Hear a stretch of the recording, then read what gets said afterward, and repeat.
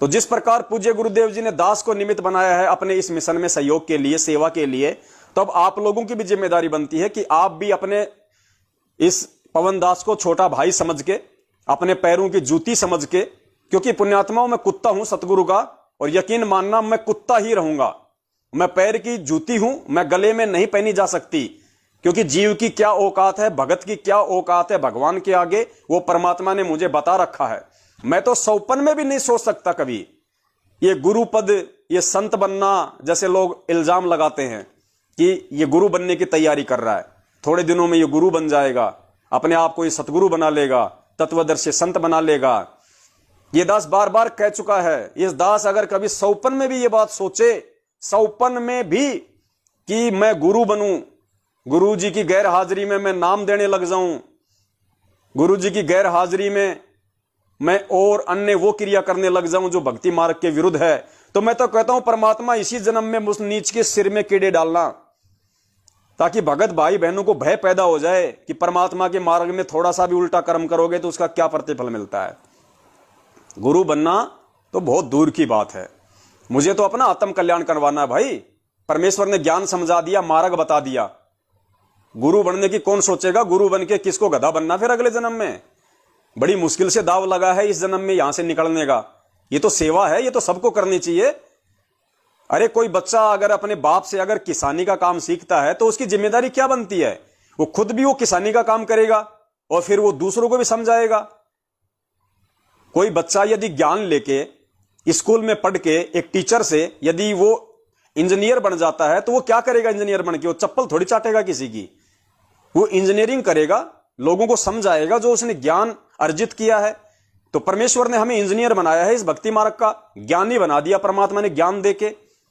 तो बताओ अब इस ज्ञान को आगे आप और हम नहीं फैलाएंगे। कोई इस ज्ञान को बोल के फैला देता है, कोई इस ज्ञान को पुस्तकों के माध्यम से फैला देता है। सबकी अपनी अपनी सेवा है जैसी उस परमात्मा ने दी हुई है। अब कोई ये कहे कि तू तो ज्ञानी बन गया, तू तो गुरु बन गया। अरे तो भैया गुरु का मतलब क्या होता है?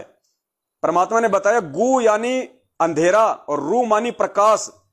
जो किसी भी व्यक्ति को अंधेरे से प्रकाश की तरफ ले जाए वो गुरु। तो आध्यात्मिक गुरु होता है अलग, वो तो केवल परमात्मा ही होते हैं सतगुरु रूप में, जैसे आज हमारे पूज्य गुरुदेव जी हैं। बाकी तो गुरु की भूमिका सभी निभा सकते हैं।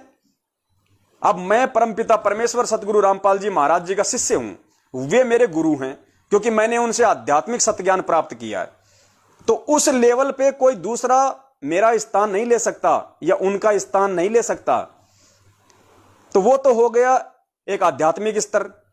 और मैं मान लीजिए एक मतलब टीचर हूं और मैं स्कूल में बच्चों को पढ़ाता हूं, मैं उनको ज्ञान देता हूं।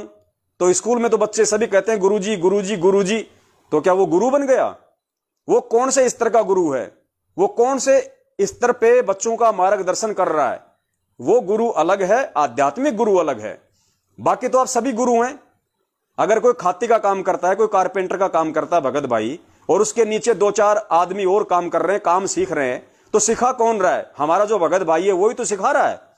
तो वो उनका गुरु हो गया क्योंकि वो उसको उस फर्नीचर वाले काम में अंधेरे से प्रकाश की ओर ले जा रहा है, वो उसका मार्गदर्शन कर रहा है, तो वो उसका गुरु हो गया।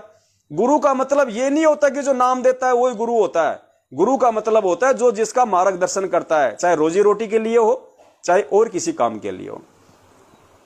तो भैया हम तो सतगुरु बनने की कभी जिंदगी में भी नहीं सोच सकते, सौपन में भी नहीं सोच सकते हम तो परमात्मा बनने की, सतगुरु बनने की। और हम तो सामाजिक क्षेत्र में भी कोई गुरु वाली भूमिका नहीं निभा रहे, क्योंकि हम तो खाने दाने का छोटा मोटा काम करते हैं, हम तो किसी को सिखा भी नहीं रहे। अकेले करते हैं, अकेले बेचते हैं, अकेले खाते हैं। तो ये जो छोटी छोटी बातें हैं, इन शंकाओं को अपने दिलो दिमाग से निकाल देना चाहिए। सुनिए पूज्य गुरुदेव जी का ये अनमोल सत्संग। भक्ति मार्ग का ये ज्ञान दास से सुनकर आपको कोई सुना रहा है भक्त, और आपकी श्रद्धा उस भक्त में हो जाती है। वो हो तो बहुत अच्छा है, बहुत प्यारा है, उससे के चरण छूने लग जाए, उसी के ऊपर आसक्त हो गए, तो आपका गुरुजी से नाम खंड हो गया। इस दृष्टिकोण से परमात्मा कहते हैं गुरु को तजे भजे जो आना, ता पशुआ को फोकट ज्ञाना। उस पशु ने को कोई ज्ञान नहीं है, वो भक्त नहीं है। जो अपने गुरु को छोड़कर दूसरे ठीक श्रद्धा बनाता है, उसमें आसक्त होता है, उसी को पूजा शुरू कर देता है। अब पुण्यात्माओं, एक एक पॉइंट पर बहुत गहराई सोचना है। अब कोई भक्त ज्ञान सुना रहा है, बहुत अच्छी बात है, उसके द्वारा सुने ज्ञान पर अमल करे और उससे कहे भाई मुझे भी गुरुदेव के पास ले चलो, मेरा कल्याण करा दो। और आपने नाम ले रखा है और फिर कोई चर्चा चलती है, ऐसी कोई बात नहीं, फिर भी सुनो। और कोई पुराना भक्त है, वो अच्छी अच्छी बातें बताएगा तो बहुत अच्छी बात है। गदगद हो जाओ कि मेरे गुरुजी ने कितना अच्छा ज्ञान दिया हुआ इस बच्चे को, भाई को, बहन को, और ये सब गुरुजी का ही दिया हुआ ज्ञान है, इसका नहीं है। तो उसमें आपको एज ए भाई यानी गुरु भाई गुरु बहन तो आपकी श्रद्धा हो सकती है, लेकिन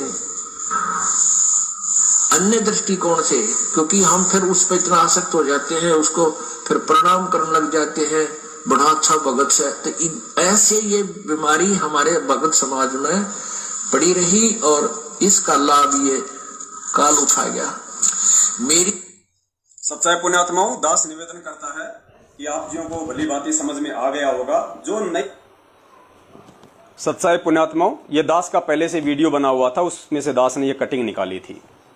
तो आप जियों को परमपिता परमेश्वर सतगुरु रामपाल जी महाराज जी के इस छोटे से अनमोल सत्संग से भली बातें समझ में आ गया होगा कि गुरुदेव ने हमें एक दूसरे भगत भाई बहन के माध्यम से ज्ञान सुनने या समझने के लिए मना नहीं किया। परमात्मा कहते हैं और कौन सुनाएगा मेरे से प्राप्त ज्ञान को, अगर मेरे बच्चे ही आगे नहीं फैलाएंगे, नहीं एक दूसरे को समझाएंगे तो कौन समझाएगा। लेकिन समझाने और समझने का जो तरीका है उसको समझना जरूरी है।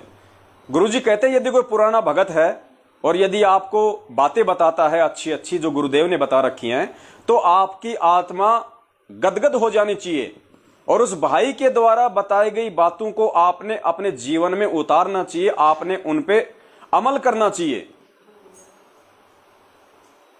और यह सोचना चाहिए कि देखो इस भाई को मेरे पूज्य गुरुदेव जी ने कितना अच्छा ज्ञान दिया है, जो उनके आशीर्वाद से ये उनके ज्ञान का, उनकी महिमा का जो है मतलब बखान कर रहा है।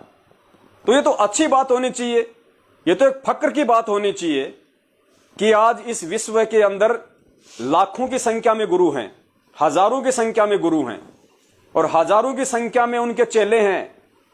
लेकिन आज पुण्यात्माओं, किसी भी संगत में कोई भी ऐसा शिष्य, कोई भी ऐसा चेला नहीं है जो इस तरीके से अपने ही गुरुदेव के ज्ञान को आधार बना के, सत्य ज्ञान को आधार बना के और स्वयं उनके साथ साध संगति करता हो। अगर कोई ऐसा कर भी रहा है तो अपने बाप के बराबर में, अपने भाई के बराबर में गुरु बन के, उनका गुरु बन के उनका मार्गदर्शन करता है। और काल एजेंट जो होते हैं, जो नकली पंथ होते हैं, वो क्या किसी का मार्गदर्शन करेंगे? पता नहीं एक पंथ है कौन सा, उसमें कौन कौन से महाराज हैं, वो विहंगम पंथ।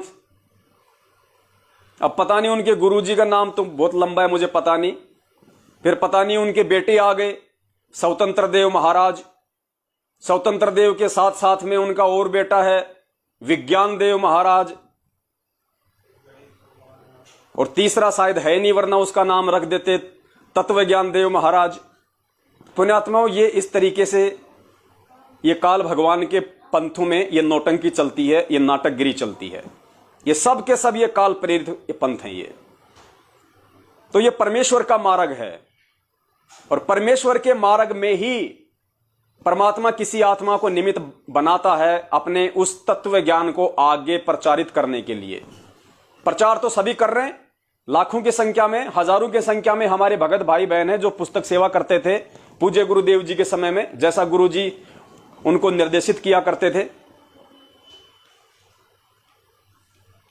लेकिन आज वर्तमान में जो साध संगति के लिए जो परमेश्वर ने दया बख्शी है, वो पुण्यात्माओं परमेश्वर की विशेष मेहर से, उनकी विशेष रजा से ही ये संभव हो पाता है, अन्यथा नहीं हो सकता।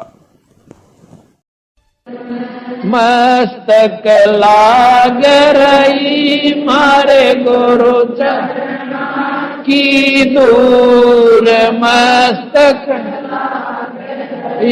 मारे गुरु चरणा की दूर, मस्तक जब ये धूल चढ़ी मस्तक पे, जब ये धूल धूल जा हो गई दूर